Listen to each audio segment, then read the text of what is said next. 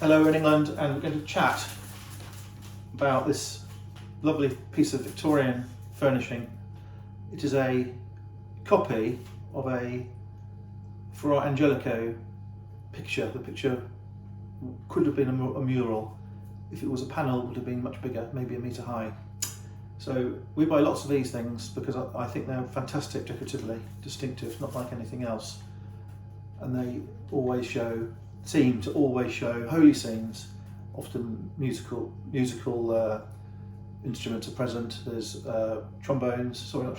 horns, trumpets, cymbals, zithers, all sorts of basic musical instruments.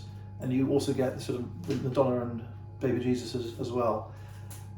They are sort of like triptychs if you look at them in a set of 3, and sometimes you will find a double version with 2 archways. Sometimes you will see a triple version. Sometimes you will see triptych style ones. Sometimes you'll find them with doors on, with pierced doors.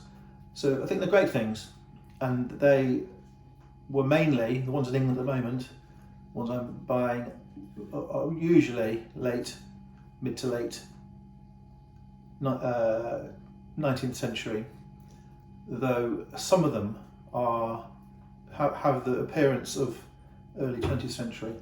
You can still get them now, and you can get copies. Some of them are plastic, some of them are resin. Some of the later ones have paper applied to the panel and they're varnished over, so you've got to be careful when you buy them that they're not new ones or recent ones. You've got to be careful that they're not the paper ones which look the same, unless you really get up close and have a good look at them. So this one is glazed, and this glazing is not an original feature. Has been glazed by someone who's wanted to protect it, and I think because the panel has had damage historically and there are scratches on it. The scratches are through the paintwork. It's very easy to have that restored because it's just simple gouache and there's no hole as such. I will just mention that the gilding on this one is so thick and it's so metallic, unusual. I actually thought it could have been, when I first saw it, it could be metal. The sgraffito, these grooves, are amazing. Those grooves are put on before the gold's put on. The way they make it is they take a piece of a lozenge, a tablet of wood, they apply gesso. They will use 20 coats of gesso, I'm just guessing. I'm going on what I was taught in Malta. I went to a gilding course. They will use 22 coats of gesso. The first coat of gesso will have more glue in it than, more rabbit skin glue in it than plaster. And the last coat of gesso will have more plaster than rabbit glue. I'm simplifying. So in the body of gesso, it's one mass, but it's stickier nearer the wood and softer nearer the surface. They sand down between each coat, they sand down at the end, very, very fine. The finer they get the gesso, the shinier it will be. They apply, before they put the gold on, they apply bole, B-O-L-E, which is rabbit skin and coloured clay. They've used a red bole. You can see here where it's rubbed. Red bole is a common. Coloured bole, you'll see yellow bole, you'll see black bole, you can get white bole even, but they've used a red bole, which when it rubs has a lovely effect. And they've accelerated the rubbing on that crown, for example, to give it a 3D effect. So they put the rabbit skin glue down the bowl, the clay in the rabbit skin glue. They apply it hot and it sets, and they rub it down. And they might apply another coat of bowl. They probably have, and they will make it extremely fine, extremely fine. The end polishing will be done with a cloth, piece of linen screwed up or something like that. Then they put the scratches in, sgraffito. Then they put the gold on. And to put the gold on, they wet it with cold water. And the atmospherics of a wet piece of wood attract gold leaf. So if you take a piece of gold leaf, offer it up to the wet panel, it will literally do that, jump, stick. You can't remove it once it's on. Having let it dry, they might, in this case, put a second coat of gold leaf on. You can actually put a coat of gold leaf on top of gold leaf to make it really shiny. And then it's been burnished with a hook-shaped stick with a head made of stone, agate, which doesn't scratch because it's smooth. And they burnish the hell out of that. It's absolutely fantastic. The spots or punch work, they are applied after the gold is dry. It's whacked on with a hammer, basically, a nail with a round head and a hammer. And as I say, the sgraffito is put on before the gold's put on. Okay, so you have these panels, these Fra Angelico things have these panels. And I will show you where the idea comes from. Though this is Fra Angelico, and widely considered to be Fra Angelico, and it is Fra Angelico, he, for example, painted this scene titled Madonna of Humility.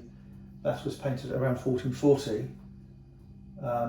He himself used an idea from somewhere else, and he might have seen a picture by Niccolo da Segna,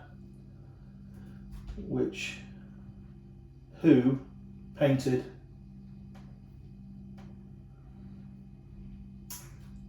a fantastic panel in his lifetime in the first half of the 14th century, before Fra Angelico. So Niccolo da Segna painted a very similar image, of which Fra Angelico improved to make that. That panel was sold in England in 2012. That big, 107 centimetres high, 64 centimetres wide. That was sold in England, Bonhams, for £80,000, which now looks such a cheap picture of such significance and size. So you have this artist called Niccolo da Segna, who was from Siena.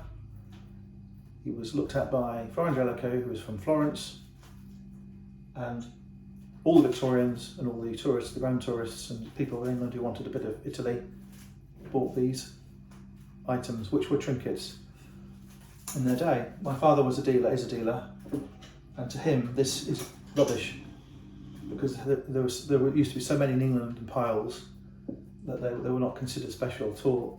I think they're special. There are not that many around. I would say in England they will be, in an average month, there will probably be 4 or 5 sold, something like that, in the whole country. So we bought this one.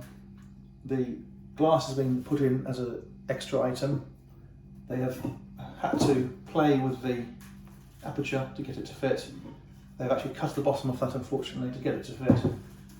But it does fit nicely, and when it's in, it's a very pleasing product. These are so spectacular to look at, these Fra Angelico items, and I've been watching the price over the last few years, and they are starting to become extremely sought after by dealers and collectors.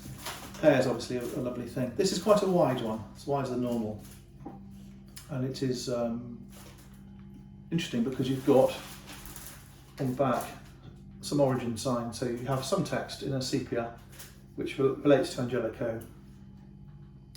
I think it might say "Fake It Angelico," which means made by Angelico. I think it has some other information I can't read. And there's a sugar paper which has been chucked over the whole thing, which had been chucked over the whole thing, a black sugar paper, which is quite common. And there's a framer's stamp from Great Portland Street, which will be in London. So it's come from Italy. It is possible that it was sent in kit form and assembled in England to be sold in a shop. It's possible it was picked up by a collector who was in Italy. And quite often you will see this.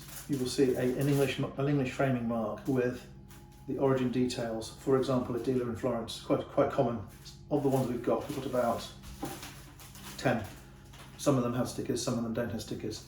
So we've talked about the fact that this is from the 1400s and itself based on a picture from the 1300s in Florence and Siena. There's not a lot of difference. I'm an amateur. All I would say is Siena school and Florentine school to me is lots of gold. That's just a basic appraisal. But I will say, this is an English carving. These are English carvings from the 1200s.